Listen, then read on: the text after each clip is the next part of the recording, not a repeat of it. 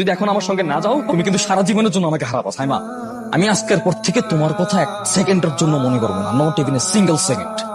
আমি 3 দিনের মধ্যে বিয়ে করবো, 3 দিন, জাস্ট 3 ডেজ। জবান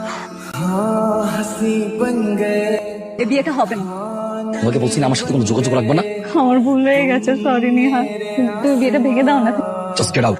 मेरी ज़मीं बन गए हाँ हंसी बन गए।